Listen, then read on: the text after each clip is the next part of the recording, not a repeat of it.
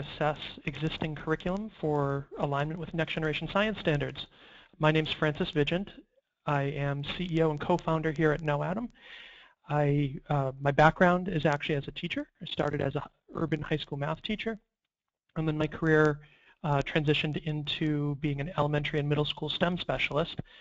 And about 10, 12 years ago, we started KnowAtom, and KnowAtom is based just north of Boston in Salem, Massachusetts, to kind of give you a sense of where we're located.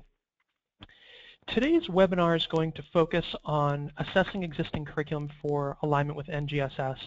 And to kind of give you just a quick bit of background on KnowAtom, basically, we approach science, technology, engineering, and math, so the idea of STEM, really from the perspective of critical thinking.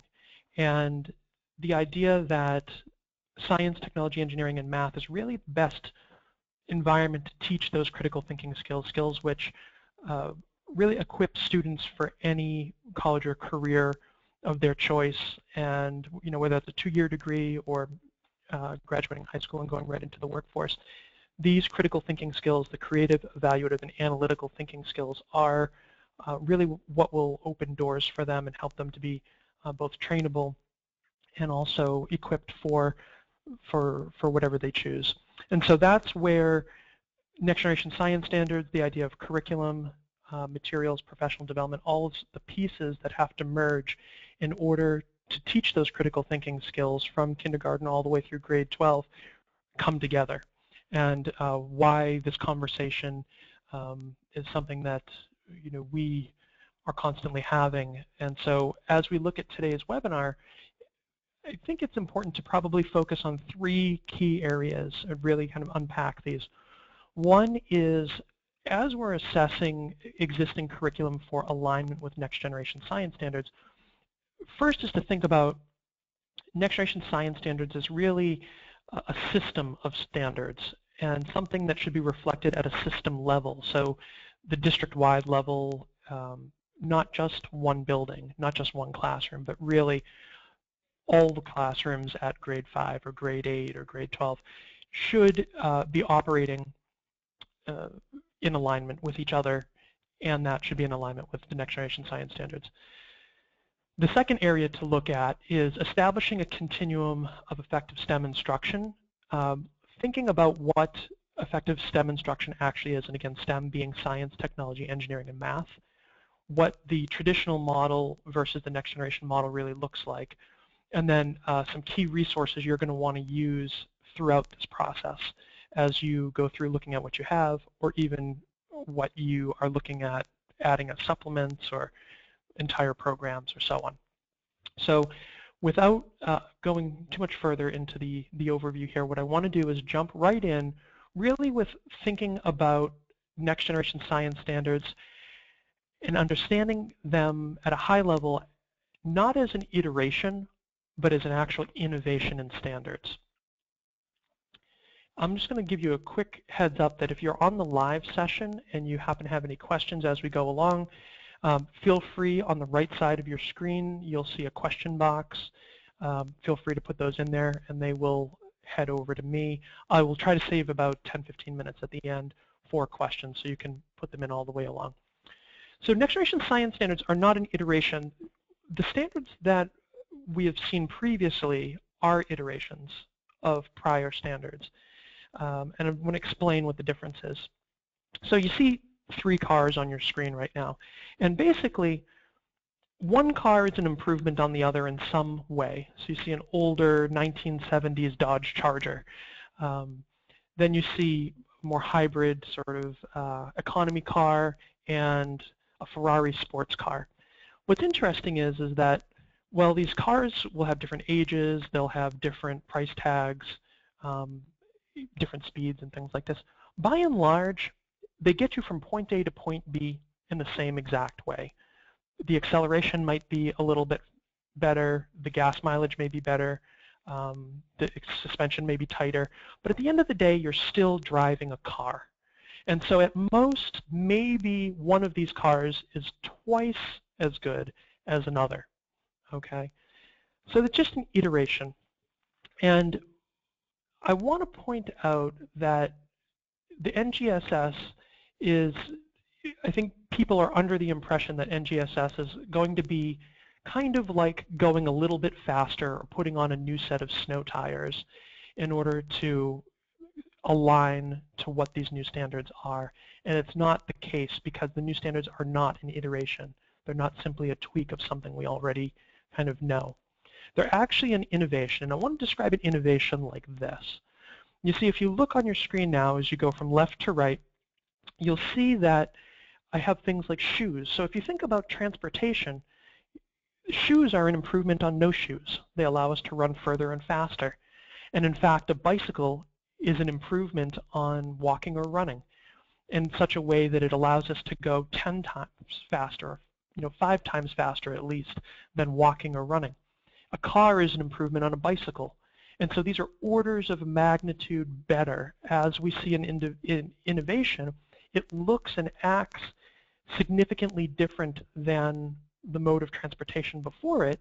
And so you see going from a car to something like an airplane, or going from an airplane to something like a rocket or space shuttle. That's what an innovation is. And the next generation science standards in many ways represent an innovation in science standards, period. And so it's important that as you look at curriculum alignment and curriculum design, and then how that fleshes out in the classroom in terms of an instructional experience for teaching and learning, it's very important that you don't approach it from the angle of, the convertible, the snow tires, the sports car versus station wagon, but really think about it as the difference between a car and an airplane. Depending on where your district is, and in fact where your state is in many cases, because there is variation among states under the prior standards, if you're in a position where you've been working on the plane and it just so happens that your state standards were sort of car-like standards, you're going to be in a better position to adapt and align. If you were sort of riding a bicycle trying to reach the car level, and now there's a bit of a switch to the airplane, it's going to be a more difficult fit. And so as we go forward, I just want you to kind of keep that in mind, that we're talking about an innovation in science standards, not merely a iteration. So why did we actually need these next generation science standards? So if you've been on any of my previous webinars, I always like to bring up this slide and the following slide, because it's very important to understand why we needed next generation science standards, why this innovation was necessary. And it comes down to what you see here. Basically, Bloom's taxonomy reorganized a bit. You see, the National Research Council, the National Academies of Science and Engineering, the National Institute of Health really got this ball rolling, better part of 10 years ago, and it goes all the way back to Carnegie Corporation actually, and really raising a level of awareness that science and engineering instruction as it existed in our standards and in our classrooms really was only lower order thinking, remembering facts, trying to make sense of them and understand, and at best apply that knowledge to something. And so we have these kits, and so students would learn how to perform a task, and so they were applying what they had read about, and that was sort of it. That was sort of the model. You'd have these culminating activities. Well, the reality is that creating, evaluating, and analyzing is much more in line with 21st century skills that students need to be able to be ready members of the workforce. And that's regardless of whether they're sales folks, marketing folks, plumbers, electricians, or they want to go on and get their degree in science or engineering. Creating, evaluating, and analyzing are the skills of innovation. It's how you go from the bicycle to the car. It requires skills as well as knowledge. And so that was the major gap that was seen. And so these next generation science standards require curriculum that allow students not only by developing and using the content, but really by equipping them with the tools, the skills to create, evaluate, and analyze as part of that instructional environment. Not as a culminating activity, but really as the mode of instruction. And we'll take a look at that a little bit later. Another piece I want to bring up here is that the next generation science standards make it clear in terms of what the nature of science and engineering are. And so science, I'm just going to cover this real quick, that there's a very simple method for differentiating between science and engineering.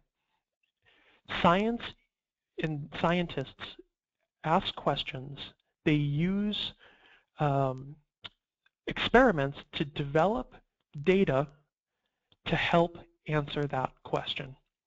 And so when they ask a question, they form a hypothesis, and then that data and conclusion that they come to is new scientific knowledge. Okay, so that is the nature of science. The nature of engineering is to use scientific knowledge to solve problems. And so that's where engineers design and build prototypes of technology. And so by designing and building a prototype, it may or may not be something physical. It doesn't mean building, doesn't mean physically constructing necessarily. But in that process, engineers gather data, they form a conclusion as to whether that prototype solves the problem. And if it does, then they scale it as technology. And so that technology then helps scientists, or can be even further refined by engineers. And so it forms a kind of cycle. And so math is a tool of communication in the center of it all that allows not only for results to be captured, analyzed, and communicated, but also for things to be replicated. And so the next generation science standards make this very, very clear, and it's something that is infused. It's really the essence of the science and engineering practices dimension, and how students will be performing these expectations in terms of the processes and practices as they're applied to the cross-cutting concepts and disciplinary core ideas. So I want to just put that up front, because if that's something you haven't heard before, it's something you really, really need to know, because your existing curriculum may or may not be in agreement with that, and that's a big flag right there. Okay, and same thing with this prior diagram. If your curriculum does not regularly create the opportunity for students to create, evaluate, and analyze, so therefore developing and using the content, then that's another flag, okay, right from the get-go.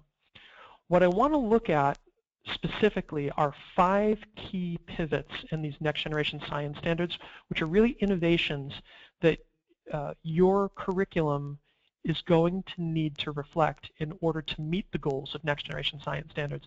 And that first one is really that K-12 science education under the next generation science standards reflects what's called three-dimensional learning. And so when we talk about three-dimensional learning, what we're talking about are these 3 colored boxes. The foundation, they are the foundations of the next generation science standards. The science and engineering practices are skills specific to science and engineering. The disciplinary core ideas are the content specific to science and engineering. And cross-cutting concepts are really the sort of systems of how content interacts. And so you can think of content as being dynamic. And so most states have operated under some flavor of disciplinary core ideas. It's changed under the next generation science standards because the disciplinary core ideas, which are the real content of the standards, are chosen because they're dynamic. They do, by their very nature, interact with other pieces of content. The practices are skills, and the cross-cutting concepts are behaviors. So when you see this in the next generation science standards, it needs to be reflected in the curriculum, and here's how. These 3 dimensions need to come to life in the classroom. And so the way the next generation science standards were designed, they are the absolute minimum for elements that need to come together for a student to be able to demonstrate their understanding. And so good curriculum is going to bring these elements together and give students the opportunity to develop and use the skills, the content, and the cross-cutting concepts. And the way that that's going to work is really, as you see here, you see the practices are the tools for developing and using the disciplinary core ideas and the cross-cutting concepts. But one of the things it's not particularly well it's documented but not particularly well in the next generation science standards, is the role of processes. So the processes of science and engineering are different. The scientific process and the engineering design process are actually methods, different methods for in sort of a logical methodology, or the way these get articulated is really sort of logical, for how students can use practices, disciplinary core ideas, and cross-cutting concepts to answer a question or to solve a problem. We'll take a look at that a little bit later. But I want to point that out because from a curriculum standpoint, it is not about looking at a box like this, or a series of foundation boxes, and then trying to go through what you have and check off, this happens, this happens, this happens. That's not how you want to evaluate your curriculum. What you want to do is you want to look at all of these elements and see if the curriculum that you have in place and resources bring all of these elements to life, and in fact bring different standards together in the same context, so that students actually have a really robust and rigorous curriculum. That's part of the difference between curriculum and standards. This is a standard.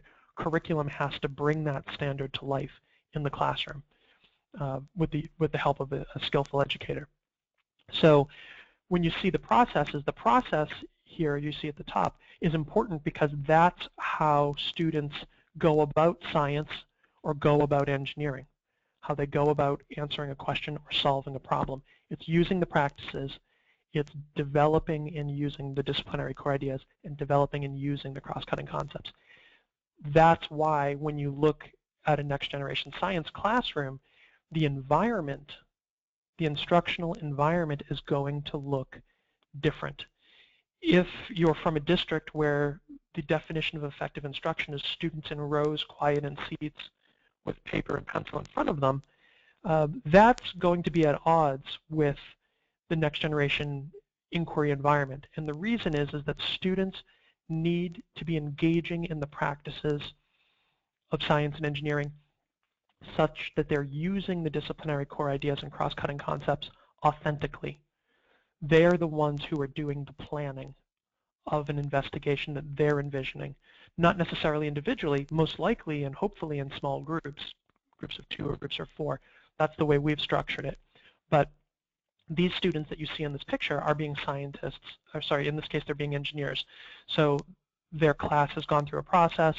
They are now at the point of taking that engineering challenge on. They have a problem that they're working together to solve. And so they're going to go through different methods, from inventorying the materials, deciding on how they're going to prototype, possibilities for prototyping, and then how they're actually going to collect data and use that data to reflect back on their solution. So it's something that needs to reflect all 3 dimensions, and that's what's happening in that environment.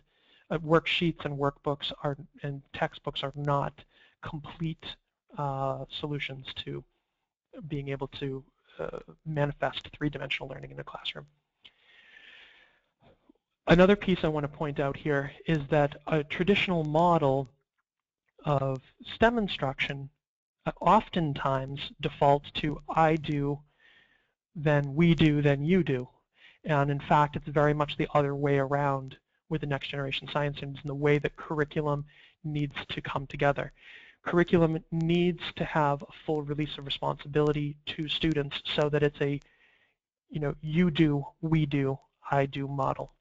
And so when you think about next generation science standards, they are integrated performance expectations. So those 3 dimensions are integrated, they're intertwined, and the standard itself is a performance expectation. So if the model of instruction that you have in the resources you have looks like what you see on the left, where somebody models something or demonstrates it, or students read about it, and that's kind of how it works, and then students sort of give back what they saw or they read, that's inadequate. And in fact, it is not putting, it's separating knowledge and skills. The key takeaway on this is really the curriculum should consist of learning experiences that explicitly blend multiple elements of all 3 dimensions. with the goal that students are actively engaged in the scientific or engineering process. And the purpose of that, and again, purpose is a big part of these next generation science standards, is that students are able to develop and use their understanding in order to solve a problem or answer a question the way that a scientist or engineer would. And so that's really, really a key takeaway here.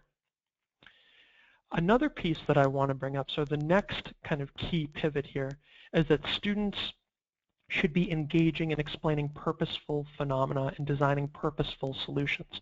So unfortunately, a lot of what has happened under sort of the flag of engineering is that students will create things that are not really that purposeful. They're almost a little kind of combination of make-believe and imagination, and oftentimes there's not a real testing. And this is true, and the thing is that the next generation science standards and these practices and processes hold true for kindergartners and first graders all the way through 12th grade.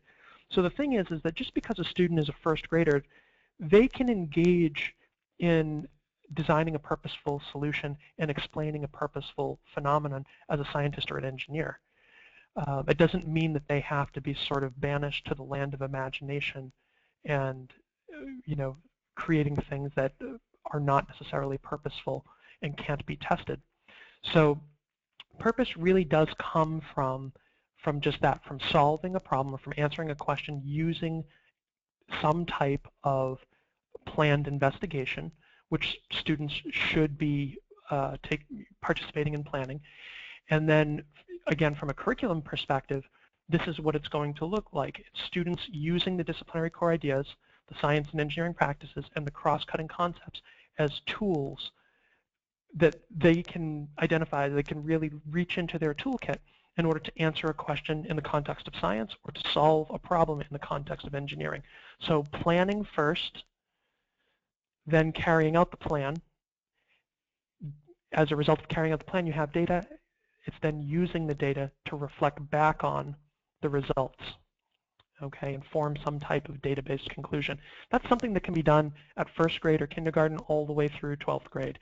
What changes is the depth and complexity of the type of investigation and the context of that investigation and so on. So that's where this is, from a curriculum perspective, very important that the curriculum be something that is intentionally nurturing, and we're going to talk about that in a minute. But when you think about September through June, that's one dimension of nurturing. There's another dimension when you think of kindergarten through 12th grade. Okay, and I want to show you here. This is something that would be appropriate. You see down the bottom here it says grade 2. This is something that's appropriate for grade 2, where students would be starting with a question, and this would fit into the context of some lesson and unit on states of matter. And so let's say at a grade 2 level, students would be starting with a question, so they're going to play the role of scientist in this instructional environment, and then they would go through using sort of basic research method, and then in this case choosing a hypothesis, or they may be forming a hypothesis, depending on where the gradual release of responsibility is. And so that's the thing. What we're seeing here is just a static snapshot, but again, there's a gradual release of responsibility. So come June, the students are probably going to have more ownership over different elements of this process than they would in September. So if you're seeing something like this at a middle school level, where it's fill in the blank and structured like this, that's not grade level appropriate. And so that should raise a flag to you right away. Students, what we need to be doing with students under the next generation science standards is to be giving them an opportunity to actually learn the skills, to develop and use the skills, which are the practices, and the content and the cross-cutting concepts. At a grade 2 level, this is the level of appropriateness. There is going to be some structure to it in a formal sense like you see here, but that's going to diminish over time as there's a gradual release of responsibility even within the year. When you start to look towards something like a 7th grade level, this is what it's going to look like, where students are using a lab notebook and they're planning their investigation, and it's really authentically them and their partner going through from the question all the way through to a conclusion. Okay, So you see there's no template, there's no fill in the blank. It's not an activity sheet, which is what, in essence, this grade 2 model is kind of an activity sheet model.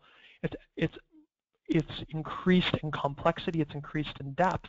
And so, again, this is fitting into the context. And in this case, it has to do with groundwater permeability.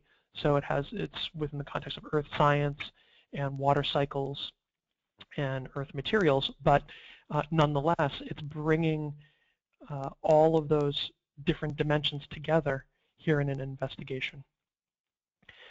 Under the Next Generation Science Standards, we have a new definition of effective science instruction. And so if what I've been sort of talking about so far isn't quite making sense, I want to point out that you may want to check sort of what you envision as effective STEM instruction. So the Next Generation Science Standards through the National Research Council give us this definition. Effective instruction capitalizes on students' early interest and experiences. It identifies and builds on what they know and provides them with experiences to engage them in the practices of science and sustain their interest. This is one I've brought up a lot in the past as well, if you've been on any of my other presentations. The reason is this is their language. It's very deliberate language, though. You see, starting with students' early interests and experiences, starting in kindergarten and working all the way up through grade 12. So again, this is a system level of instruction, a curriculum, I should say, which then impacts instruction. It identifies and builds on what students know, so it's intentionally nurturing not just September through June, but from year to year, and it's providing students with the experiences to engage in the practices. So what you see on the left is not students engaging in the practices. That's an I do model. We need a you do model here, and that's what you see on the right. It's students engaged in the practices, and that in the standards are explicit about this, especially in the PEAK rubric, which I'll show you a bit later. Students engaging in the practices is actually a tool for generating momentum in the curriculum from September through June and from year to year. It's a tool for engagement. And so curriculum needs to be intentionally articulated this way. So a key takeaway when you think about students engaging in explaining purposeful phenomenon and designing purposeful solutions, like we saw down here on the right, is that the content of the curriculum is not an end in itself. And that is where most, unfortunately, resources are stuck at this point, and actually its instruction is stuck here as well. So when you think about curriculum, instructional units should really focus on relevant phenomenon, and relevant is emanating from the Next Generation Science Standards, right? The content that's defined within the disciplinary core ideas is really that relevance. It's also current events. It's timely. You should be able to see your curriculum in the news, like any day. But also, the curriculum needs to provide students the tools and motivation to become invested in their own learning. And so, again, empowering students as scientists and engineers in the classroom by giving that release of responsibility, putting them in the driver's seat, you are giving students the tools in the form of the skills and the opportunity. So that's an element of motivation, but also engaging them in using the tools to explore the phenomenon, to see the disciplinary core ideas, the cross-cutting concepts, and the practices sort of come alive right in front of them, and that's really key. What I want to point out right now is it's important to understand that there are basically two models of instruction that exist. One is sort of a traditional model of science instruction and a sort of a next generation model of science instruction. What you see on your screen right now is that traditional model. And where this becomes a big issue tends to be right around grade 5. Prior to grade 5, we tend to see, and I believe it's because of students' really language limitations, whether or not they're an English language learner or not. But prior to grade 5, even instructional generalists I have a very good sense that science and engineering is something to be experienced. And so that idea that content is just merely kind of delivered through a teacher is a little bit more foreign at that level. What happens at grade 5 and above, and sometimes even in grade 4, is that we tend to see what you see here, this traditional model where there's all of the science content out there. So it might be, the science textbook. And what happens is teacher will sort of take that content and distribute it by modeling facts, by demonstrating phenomenon, and by explaining what to students. The student's job then becomes to recall the facts, repeat the demonstration, and summarize the phenomena that they saw. That's a traditional model. The problem with this is that it's really the teacher playing the role of sage in distributing information, and the student having to sort of sit and listen or read and ultimately just recall what was given to them. So it's a mirroring process. Okay, it's not, by its nature, it's not necessarily interactive at all. At the same time, it's also limited to, sort of this lecture process. A next generation model is very different. And so with the next generation science standards, curriculum as well as instruction, because curriculum sort of sets the min and max in many ways of what instruction will become in the classroom. The next generation model, teachers, students, and content, as well as skills, have very different roles. So the teacher's role in a next generation inquiry environment, from an instructional standpoint, is to tune the inquiry environment. The student's role is to use their practice skills, those science and engineering practices, to develop and use the disciplinary core ideas and the cross-cutting concepts. Okay?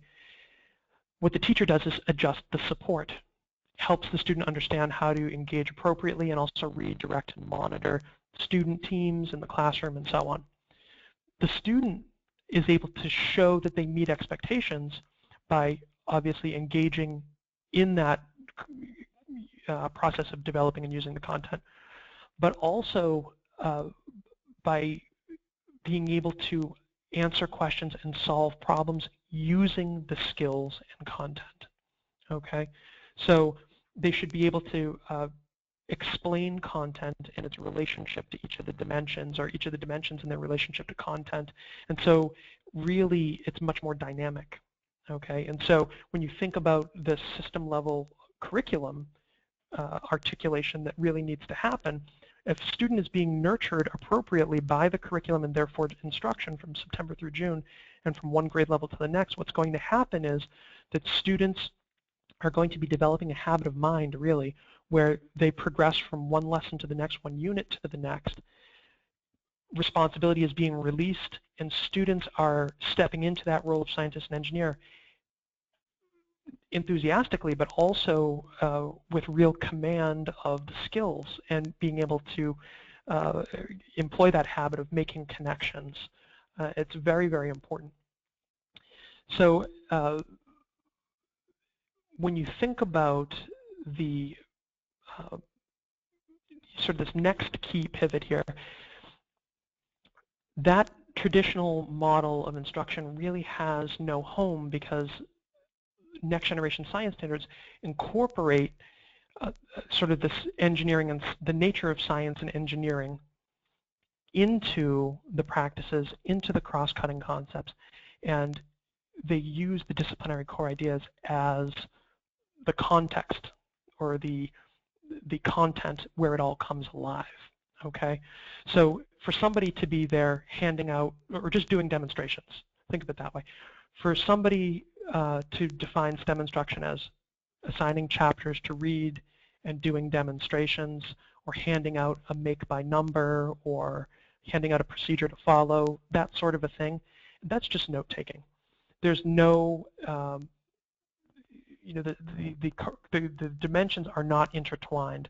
The student is not in the role of using skills, developing those skills, and at the same time using the skills in the context of the disciplinary core ideas and the cross-cutting concepts, so that they're engaged with the content and engaged with the phenomena. Okay, so when we think about how science and engineering are related through the practices dimension, it's really important to understand that science and engineering are an application of the practices. And so when you apply a practice like a skill, it has to have a context. So that's the disciplinary core ideas. So curriculum needs to incorporate, because science and engineering are now part of the standards, they need to incorporate the scientific process as well as engineering process. And I want to be really clear that what I'm saying here is that the purpose, and again in alignment with the next generation science standards, the purpose of science is to pursue the answer to a question. The purpose of engineering is to pursue the solution to a problem. And so the processes that you see here are related, but they're different, because one, you're starting with a question, and one, you're starting with a problem. Each of these stages or steps are really a method. Okay, research is a method of answering a question, but scientists don't always get their questions answered through research alone. So then they sometimes have to form a hypothesis. And once they form that hypothesis, they then need to summarize how they're going to get data, what sort of materials and procedure they're going to follow. And basically the purpose of all this is to test that hypothesis. Okay, what does it look like? Something like a scientific diagram. What is the actual data that's collected as a result of using the materials and the procedure that was just designed here? And ultimately coming to a conclusion whether the hypothesis was supported or not supported. Essentially, was it true or false? Was it inconclusive? You can see engineering's related. Many sort of similar steps or stages, but it's different because, again, you're pursuing a solution to a problem, not an answer to a question. Each are using a type of experiment. One is, in the case of engineering, is experimenting on a prototype versus, in the case of science, carrying out a experimental procedure. So I bring this up because the curriculum, as you're looking for alignment, the curriculum needs to reflect clearly a role for engineering when it comes to using science, and that they're not siloed, that they're actually integrated. And I'm going to show you how that works at a kind of middle school level, just because I know we probably have elementary and early elementary folks as well as high school folks with us, and I want to kind of pick something in the middle here. So think about this. You know, engineering should be integrated with science, and it's not a standalone supplement. If you're approaching engineering as a standalone supplement, that should raise a flag right there. If somebody's offering it to you as a standalone supplement, that should raise a flag, because it has to be integrated. It's the nature of the standards. It has to be the nature of the curriculum, and therefore the instruction. So take a look here. So in this unit, we are talking about groundwater permeability, and so you could picture this grade science in this grade 7 unit starting with a look at so the question of which earth material is most permeable to groundwater, as we learn about the phenomena of aquifers and the water cycle and different earth substances, and how those substances have different percolation rates. Okay, so it's very science oriented. So you can see here grade 7 students go through, and they can actually design a procedure carrying out an investigation on different materials, sand, gravel, and soil, gather the data, and then form a conclusion based on the data that they gathered. So that's science. In the same unit, we can bridge from science to engineering using the concepts of pollution. So point source and non-point source pollution.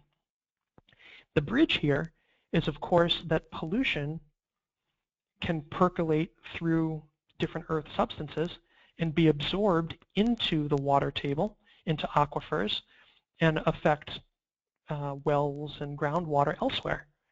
And so you can see how we take science and what we just did, learning about different earth materials and percolation rates and aquifers and the water cycle and so on, connect it to something extremely relevant and engaging, the idea of pollution and the effects, human effects on groundwater.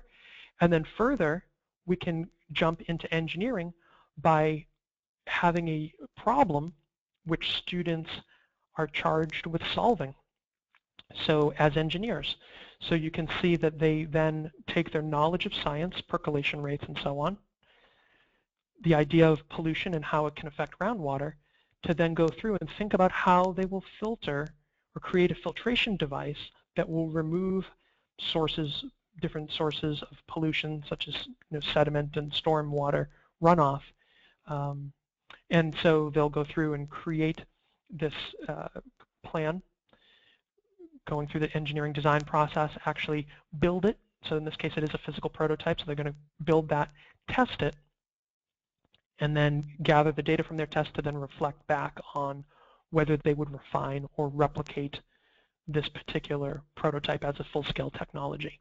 Okay, so you can see why engineering is not just building something. Okay, unfortunately, engineering can sometimes be treated as sort of a cute, oh, look at what I made sort of a thing, but it's actually very serious. It's an application of science. It's using our knowledge to solve a problem. So the curriculum needs to approach it that way. The resource needs to approach it that way. And then, of course, when you think about the integration of science and engineering in the practice, not only in the practice, but cross-cutting concepts, we're teaching it, we have to assess it. And so what you see here is just some screenshots from some of our assessments here. So these are KnowAtom assessments, but you can see how students are given a novel context for the assessment, and then through different layers of questioning around this context and the interjecting new information or dissenting opinions from outsiders, we challenge the students to apply the practices and be able to show that they can demonstrate proficiency in the disciplinary core ideas and cross-cutting concepts. So it's really, it's key that, again, engineering is not making something and, kind of a look at what I made, but it's really tying skills to content to system behavior, and then actually in such a way that it's well defined and can be assessed. Okay? If you are creating things that, again, are fictional, that aren't actually testing, it can't be tested, then it's not engineering. So you might as well, you can eliminate that right away. If you can't test it, it's not engineering. It's not a prototype. It's, construction. And construction is not engineering. Key takeaway here, curriculum and teaching, or instruction, should not present science or engineering as supplemental or disconnected. Okay? Needs to be integrated, needs to be assessed, needs to combine all three dimensions. And so you can see the theme as we go one to the next here, it's that students are able to demonstrate the expectations. Okay, fourth, and then we have one more and I will grab questions. Fourth is that science engineering practices, disciplinary core ideas, and cross-cutting concepts build a coherent learning progression. And what that means is that's the September through June progression, as well as a progression from kindergarten to grade 12. Not one page with some vocab and some standards and you leave it up to teachers to figure this, how they're going to do that. Okay? It needs to be clearly articulated on a unit-by-unit basis, and it really needs to give teachers the support to be successful lesson by lesson. Okay? From a user's standpoint, think about students as the users. If your curriculum leaves it up to teachers sort of how to interpret what's meant by covering a standard in a particular quarter or in a month, then what happens is that every student across your district is going to get a different science education, depending on if they're in one classroom or one building versus another. Okay? So thoughtful scaffolding of concepts, vocabulary, and context is important. So this is a really high-level look at how we approach grades 6 through 8. You can see how the standards from each of the areas of the disciplinary core ideas, each strand, happen in each grade level. And the reason is that good curriculum, and this is the difference between curriculum and standards, introduces, masters, and reinforces multiple standards in a unit and from grade level to grade level. The purpose of that is, one, that it's not once and done, Students are transient, they're new to districts, they're new to whatever. They need to get exposure and connected to what they need to know to be successful. Further, it's an opportunity to deepen students' understanding if they're not new to a district and connect those three dimensions in new ways so that students have a very rigorous instructional experience, okay, and that they have a complete knowledge as well, and it can demonstrate that as well when it comes to assessments. So when you look at that, so you have sort of a macro articulation like this, but then when you drill into a unit, and I'm just taking some screenshots here, from a teacher's perspective, they're able to deliver instruction because they understand how a unit breaks down in terms of the progression of lessons, objectives, sort of those essential questions and overview, how, this is crucial, how the next generation science standards and the three dimensions of these performance expectations apply in each lesson. Okay, and that's what you see here. It's really important that your curriculum break down how the standards apply in each lesson. It's, again, intentionally nurturing students from 1 month to the next, one lesson to the next, but also year to year.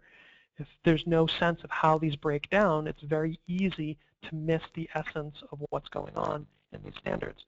So it's true not only for the, two dimensions you see here, the orange and green being disciplinary core ideas and cross-cutting concepts, but also those science and engineering practices.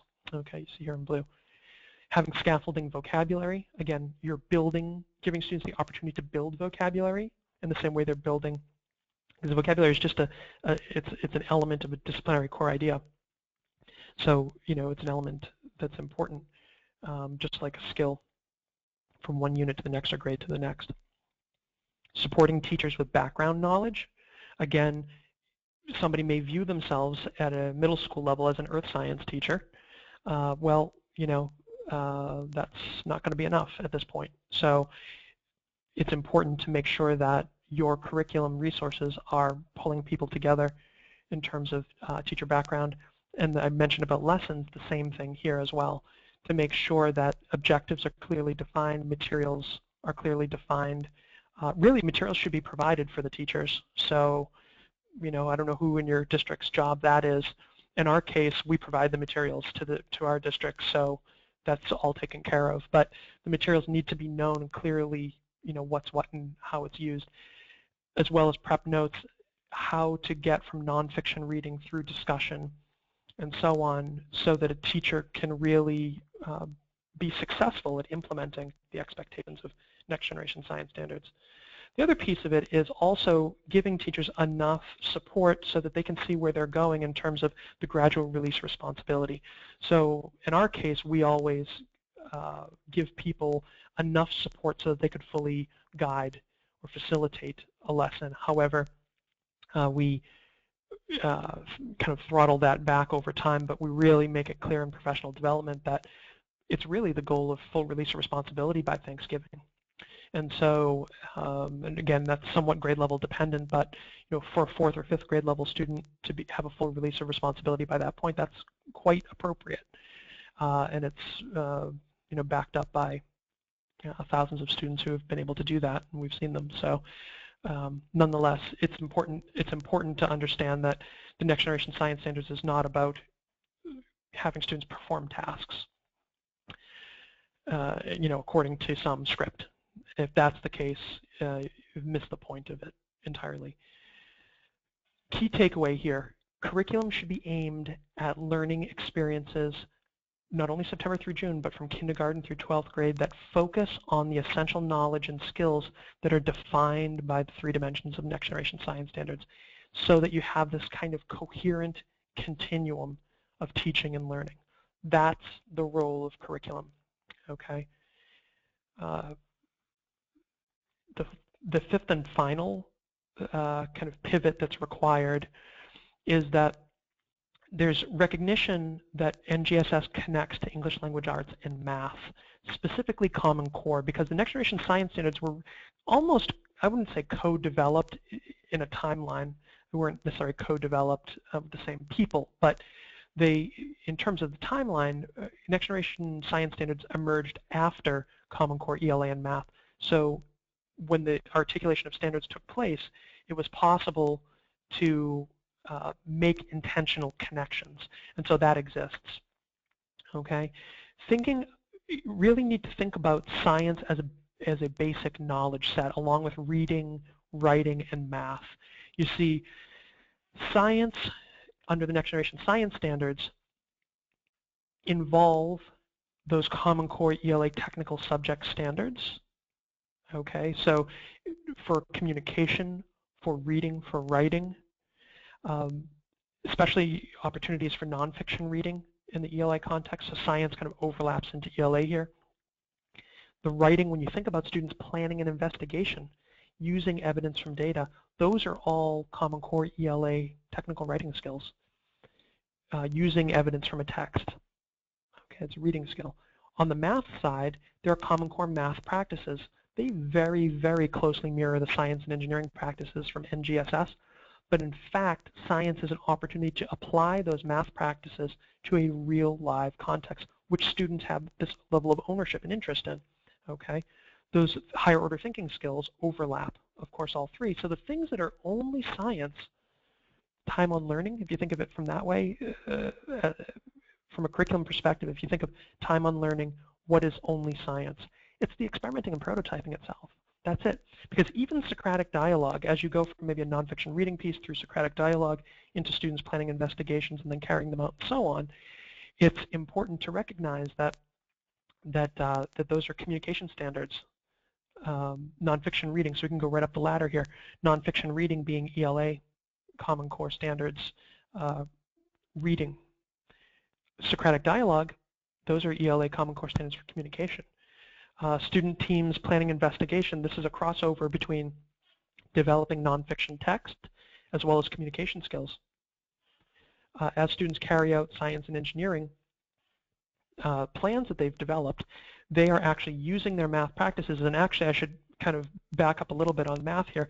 You know, students are using their math practices, using precision, developing models, so on and so forth, as they plan the investigation as well, and oftentimes within the Socratic dialogue as they consider the arguments of other students. So curriculum needs to create the space for this sort of continuum to happen, okay? And then of course, both ELA and math coming together and forming conclusions, using the data from an investigation to reflect back on a prototype or hypothesis. And then of course, debriefing, transitioning to next units or lessons. So if your curriculum doesn't create space for this, it needs to happen. And so you can see why that idea of siloing each of the disciplines doesn't serve any of the disciplines particularly well, because they're naturally basic and integrated. Also, by segmenting and supplementing almost to death, you know, patchworking pieces together, what happens is that you get gaps in language, gaps in practices, gaps in all kinds of things where it's very hard to establish this continuum. So the key takeaway here, I think, is to consider that all the knowledge is interconnected, specifically reading, writing, math, and science and engineering, and that curriculum should absolutely reflect the interconnectedness across disciplines on an everyday basis. And that's true at least of next generation science curriculum. Anything that's claiming to be aligned, whether it's something you create yourself or whether it's something you buy. But further, to understand that this has value for ELA and value for math, and oftentimes taking the place of some supplement in ELA and math. There may be nonfiction readers in your reading program that, you know, could be replaced with nonfiction reading from the science program. We often see that, and it's killing two birds with one stone, but it's creating synergies. And not to use kind of a buzzy word, but it's exactly what it is. So, so that being the fifth, I'm going to grab questions here in 1 minute. I just want to kind of do a quick recap and give you some resources here. So one, just thinking about from our perspective here at KnowAtom, you know, we develop curriculum 1st grade through 8th grade, so we will have a kindergarten fairly soon. But thinking about curriculum, professional development as having to match that curriculum, and materials having to match that curriculum, because the curriculum is what makes those standards come to life. It provides the opportunity for the standards to come to life in this STEM learning environment, that instructional environment. It's supporting the teachers and the learners. Okay, that's its role. So when you think about a process and resources for NGSS alignment, I want to point you to I want you to make sort of 3 notes in your mind and 3 resources, and we'll actually email you these resources after. 1, you need to understand the spirit and construction of the Next Generation Science Standards. That means really understanding a framework for K-12 science education. The ISBN number's right here. It's a free download through the National Academies Press, and it's, it is the standards, and you really ought to know that at their foundation. Even if your state has sort of done a reflavoring of them and called them, XYZ standards of their own, you need to understand the spirit and construction, because what we're seeing is that some states have made omissions which are going to leave people in the dark and actually lead them somewhat down the wrong path inadvertently. So it's important to understand that. Second of all, it's important to understand that NGSS innovations are going to make most traditional resources obsolete and at least inadequate in and of themselves. So when you think about a textbook or a performance-based kit or something like this, a lot of those things are obsolete. So when you think about next alignment, it's important to really think about not only the standards themselves, but I would highly recommend using the primary evaluation for essential criteria for alignment, the PEAK guidelines. The current version that's available is draft from May 2015, and there's going to be a final release in January 2016. I'll send those to you also, or Mary Ellen will send those to you as well. That's going to break down further a lot of what I've talked about today, these sort of 5 innovations across the Next Generation Science Standards.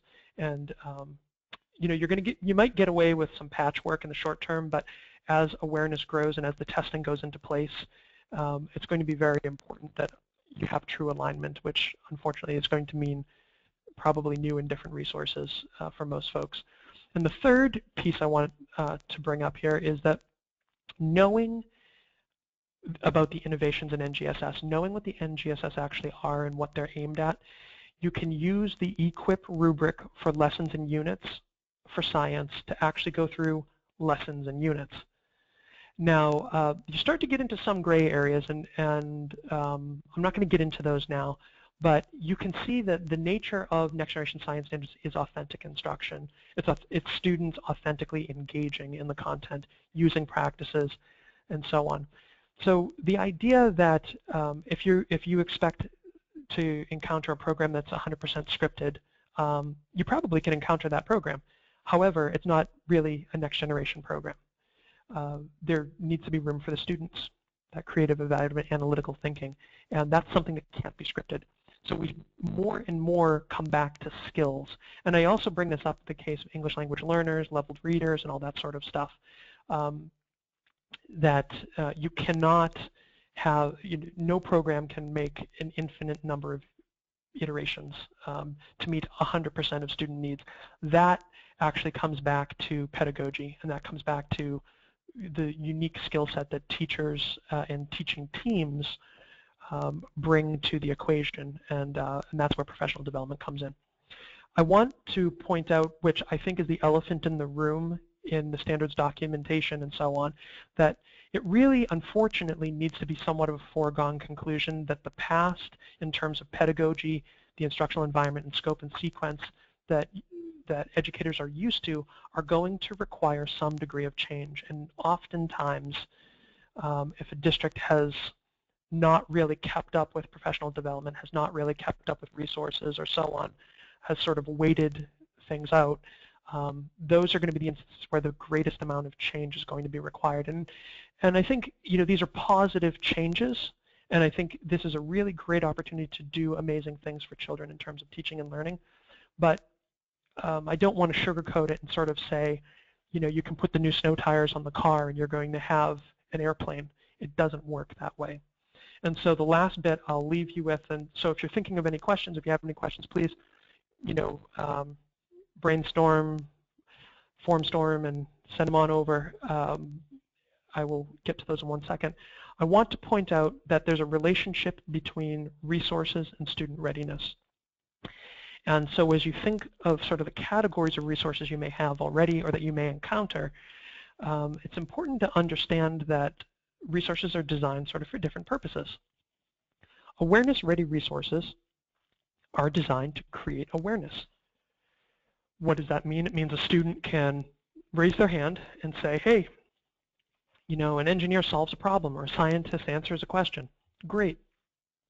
Does that, and it may even give them a bit of an appreciation of what scientists and engineers do. So maybe they learn all about how science is done at this company, or they go to the museum. Museums are classic awareness resources, producing awareness resources. And so, you know, go to the museum and learn all about this scientist or that engineer or so on. See an electric show. Great. It doesn't mean that students are knowledgeable enough about the discipline to really go beyond awareness. Knowledge readiness develops as something we often associate with textbooks. It's really knowledge all about what scientists and engineers have produced. So questions that have been answered, how things work. That's why you hear, you know, the science behind X, Y, Z. Fill in the, you know, you can fill in the blank. That's knowledge resource. Okay. Again, low level. It's about remembering and understanding. When you go to performance readiness, this is where we start to get into applying. So performance readiness resources, so knowledge readiness being like textbooks, performance readiness resources are more like kits. So when you think about performance readiness, that is learning how to carry out a task. Okay, so if you want to find out how hard a rock or mineral is, you can carry out a hardness test. And so you can carry that task out and perform it when, you know, on cue and be performance ready. What that lacks is really mastery readiness, where a student can look at a situation and answer any question or problem using their skills, using their knowledge. So if you think about a question or problem, you know, one of the classic ones I always use is, you know, if a city or town wants to decide whether they use a brick walkway or concrete or so on, how they design a walkway, you know, would a student be able to go into their toolkit and pull out the appropriate practices and processes and really view that as a problem and be able to look at the available resources and think about a prototype for the sidewalk, whether it's wooden, like a boardwalk, whether it's concrete, or whether it's asphalt, or whether, you know, it's some combination of different things, and then to be able to develop a prototype that could be tested. Under what conditions would it be tested? I mean, if the sidewalk's going in someplace like where our headquarters is in Salem, Massachusetts, it has to deal with 105-degree days, and it has to be able to deal with 40 degrees below zero. It has to deal with sun, and it has to deal with freezing rain. It has to deal with salt. It has to deal with ice and snow and plows and all kinds of things. So the test is going to have to mimic some of those conditions, where in other environments it may not. And so a student, through their testing and through gathering data, is going to then reflect back on the solution in terms of whether or not it is able to solve the problem. And so mastery is all about that. It's all about transferable skills and knowledge which is transferable and interacts, content which interacts with other content. So I'm not going to go any further. I know we've gone over a little bit, but that's key. So really think about mastery readiness in terms of where your existing curriculum puts you, as well as any resources that you're bringing in, or so on and so forth. I'll point you to two resources. So everyone, as a result of the webinar, will get a recording link emailed out to them in the next 48 hours. Keep an eye on your spam folder, junk mail, all that sort of stuff. When we send links, that's just how it happens.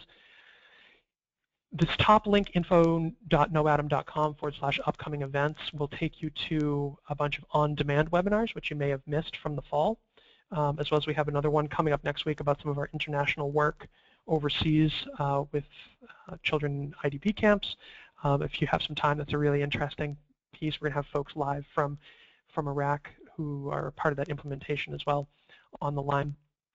Also check back later in January, end of December. We're going to be posting our winter events and webinars up there as well. Everything goes on demand after the webinar, so you're welcome to engage the resource in your own time, or hold another session for your staff or leadership.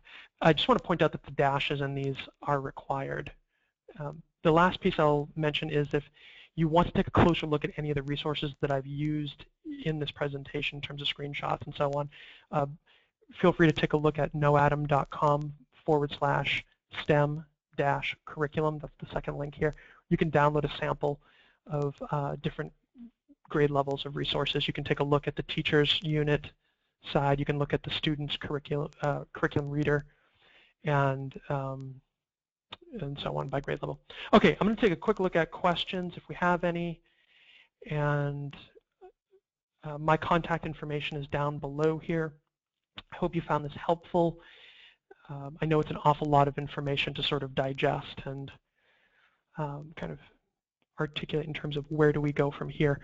But again, those 3 resources, along with this link that we will send you, the peak guidelines, the standards themselves, and the equip rubric, which we've actually already sent to you when you enrolled in this webinar. Those pieces will be sent so that you can kind of have those. What I would recommend is kind of think about as you move forward. This is a kind of, what you need to do is with your team, take those 3 resources, digest them and so on, digest this webinar, but then understand that we can't be addicted to the past, and we can't be addicted to tradition. What we need to do is we need to be addicted to kids and learning, and so we need to do what's best for them. And so when you kind of think about that, what the next step is to go into whatever your science curriculum is, or resources and so on. You got to take everything out of the house, and you got to bring it out, and you got to say, with a real kind of honest, beyond a reasonable doubt sort of discussion, look at whether or not those resources align. Okay, not looking for a complex way that they could align, or they might align, but beyond a reasonable doubt, just the way that a jury would decide. Does this resource, does this unit, does this lesson, and so on actually achieve the stated goals here? And so that's basically the criteria for bringing something back into the classroom. And I think if you use that process with these resources, unfortunately there may be many things that can't be brought back in. But what it's going to do is very quickly let you know what you have ahead of you in terms of whether you're just trying to design something yourself or adopt something else. And as you go to the trade shows or so on, with this knowledge, I hope that you will be prepared to ask better questions of people who are willing to say something is next generation aligned, when it's really just sort of a new flavor of the same old treat. So nonetheless. All right, taking a look at questions. We still have a ton of people enrolled here on the live session, but just folks saying thank you. So I appreciate that. I will hang out for another 5 minutes or so. If you have any questions, please feel free to send those on over. I'll, just in terms of frequently asked questions, if you haven't gotten there yet while we're waiting for some other questions to come in. Frequently asked questions, next generation science standards are a flavor of inquiry. So if you're used to inquiry standards, you're going to be ahead of folks in states that do not have inquiry standards. So that should make you feel a little bit better. Remember that this is about students developing and using content with their skills. So the way that inquiry is defined state to state or even classroom to classroom can look very traditional. And so again, remember, it's not just about making something or about hands-on. Being a fan of hands-on, I don't even know what that means. A true next generation learning experience can be hands-on, but just by virtue of having materials and doing something hands-on does not mean that students are engaging the practices or the processes, or even developing and using the content. They may be just making something, in which case it's more of arts and crafts than it is actually anything to do with science or engineering. And another key thing is a lot of people will ask, well, I think we've been doing this, what, how, is there sort of a litmus test for what is science or what is engineering? And I would take you back to that, that cycle, the nature of science and nature of engineering diagram. And what I would say is that you should really ask yourself, are students being, and that's a very intentional word, are they being scientists? Are they being engineers? Because science and engineering is not something that you do. It's not like pedaling a bike. Okay, it's not like reading off of a page. That is a rote process. Doing is rote. Being is creative. And it requires something of the student in terms of not only creating, but evaluating and analyzing. So I would say that if your science or engineering is not about being a scientist or engineer, so that students are actually engaging the practices, engaging the content, using it, developing it, so on, then it's not next generation. It's more of a kind of a quasi flavor. Okay, well, if you have any further questions, I won't keep people any longer. What I would say is feel free to reach out. You can reach out to me directly. Email's the best. It's fvigent@knowatom.com. Feel free to visit knowatom.com, KNOWATOM.com. We have a bunch of resources, all kinds of things all over the place there that you can jump into. Everything from curriculum and readers to some blog posts. We have an innovative series coming up, which is going to be fantastic, talking about the path to innovation from people who've actually invented things and so on. We have rubrics and different things under the resources section. If you can't find something you're looking for, please feel free to reach out. I hope you'll join us for another webinar in the future, and I look forward to helping you again then. Take care, and thank you for your time. Bye now.